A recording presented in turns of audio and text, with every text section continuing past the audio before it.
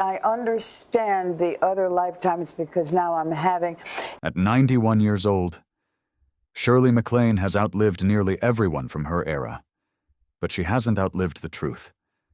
And now, for the first time, she's finally ready to reveal it. Behind the Oscars, the spiritual books, the sharp wit, and the legendary career lies a private history far more explosive than Hollywood ever imagined. 7 men, 7 icons, each of whom reshaped her life in ways no script ever could.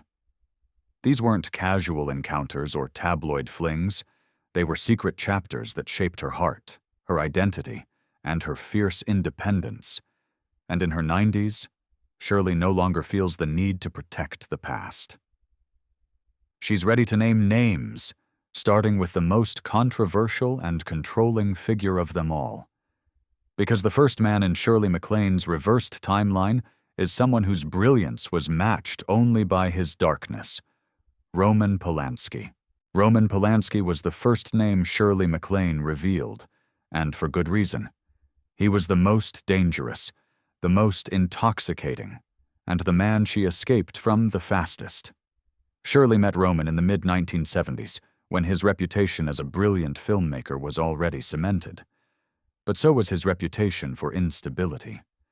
His eyes held both brilliance and tragedy, and that combination had a gravitational pull.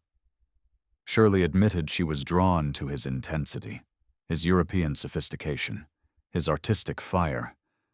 But that fire came at a cost. Roman didn't just want to be close to her, he wanted to shape her. He wanted to control how she moved, how she dressed, how she spoke, and how she existed in the world. To him, Shirley wasn't a woman, she was clay, and he wanted to sculpt her into the muse he had always envisioned. At first, she mistook it for passion. Then the truth revealed itself. It was possession. He tried to direct her life the way he directed his films, frame by frame, emotion by emotion, until nothing belonged to her anymore. And Shirley, even then, was far too powerful to be owned. She walked away before the darkness had time to close in. And after escaping Polanski's shadow, she entered a relationship that was the complete opposite, one filled with elegance, intellect, and Parisian romance. Yves Montand. Yves Montand entered Shirley's life like a warm breeze blowing across the Seine, gentle, sophisticated, and drenched in old-world charm. This wasn't a man who needed to control her. This was a man who wanted to understand her. They met in Paris in the early 1970s, and almost instantly, their connection clicked into place like 2 puzzle pieces that had been searching for each other for decades. Yves was everything Polanski wasn't: steady, thoughtful, patient. He spoke to Shirley as if every word had weight, and he listened with the kind of attention that made her feel seen in ways Hollywood never could.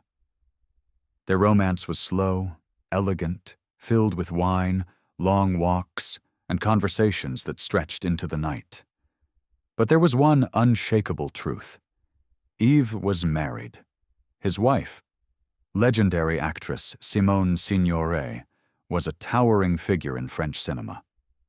And though Yves and Shirley fell deeply for one another, the reality of his marriage hung over them like a permanent shadow. Shirley called their love a beautiful borrowed moment, intense, intimate, but never meant to last forever. When they finally parted, it was without bitterness, just acceptance.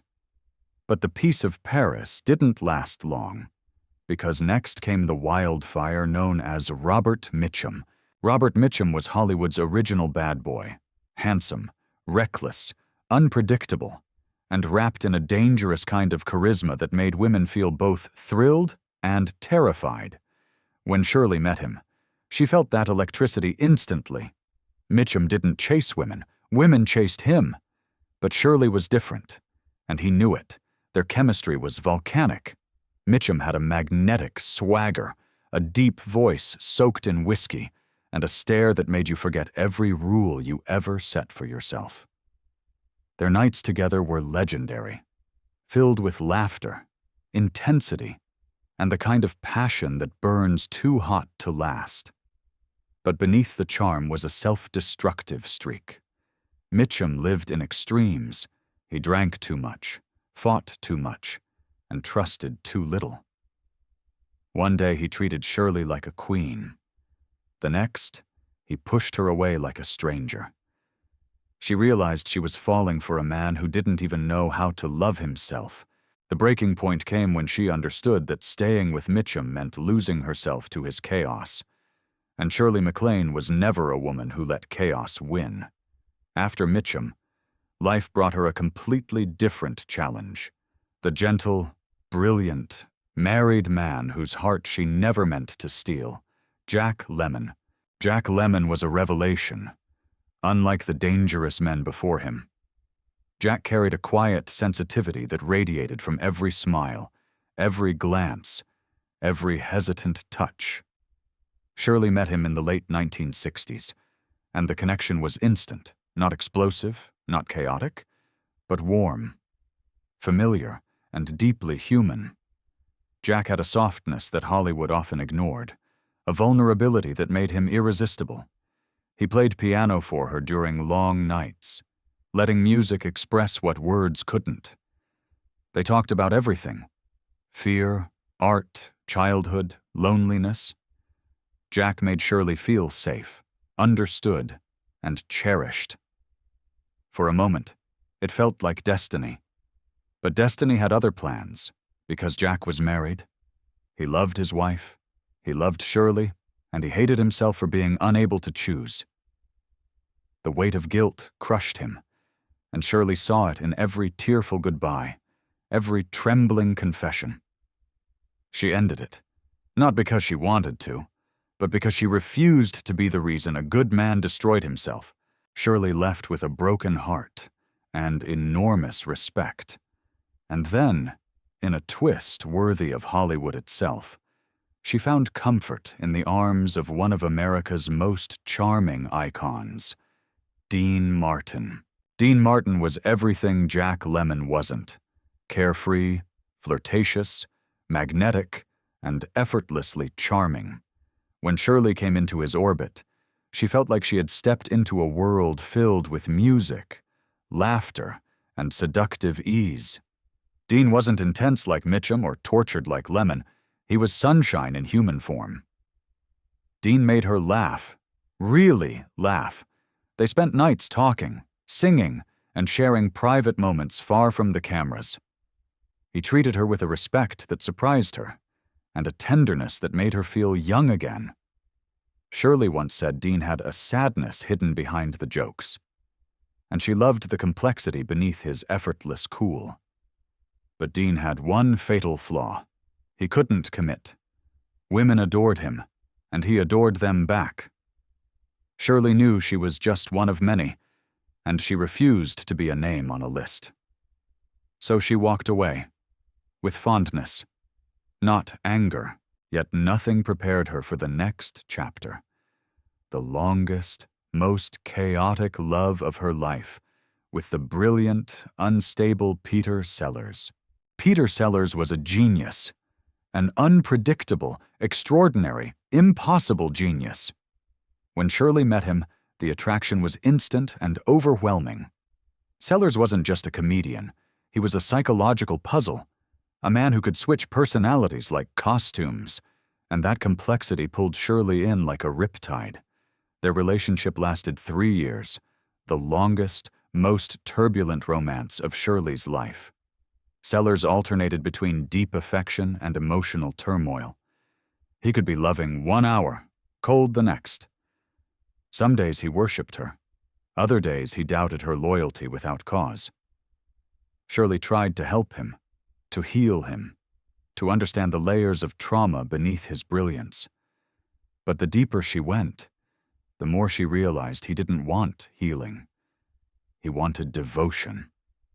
Absolute, unconditional devotion. And Shirley couldn't give him that.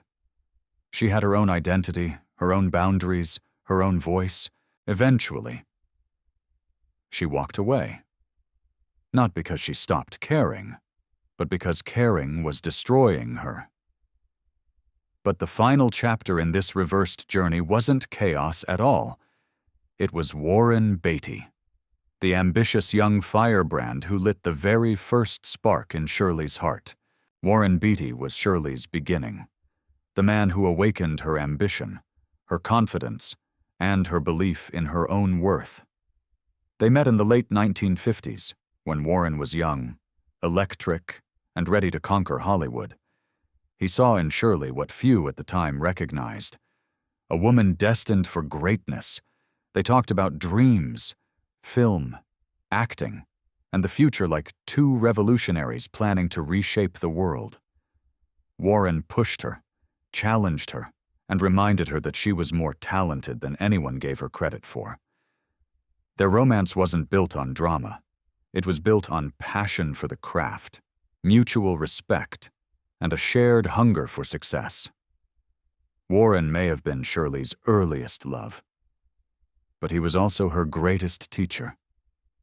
When they eventually went separate ways, it wasn't with heartbreak, it was with gratitude.